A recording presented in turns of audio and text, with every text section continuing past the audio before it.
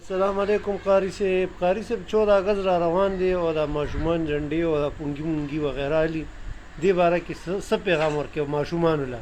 وعلیکم السلام ورحمت الله وبرکاته. زما پیغام دا دی په 14 اگست باندې د ټول قوم ته زما دا اپیل دی چې دا داسې اپونګي چې دي دا غټ او دا د خلکو غوږونه پردې شلی، نو پکار دا ده چې د دې په ځای باندې یو ورکوټې شانې د ونې بوټی نال کي او هغه به موږ ته پیدا راکوي.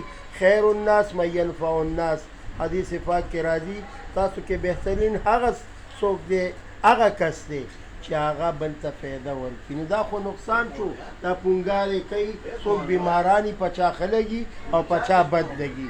نو زما پیغام دا دی چې پوده څه ورته وایي بوټی چې دی نو دا نال کوي.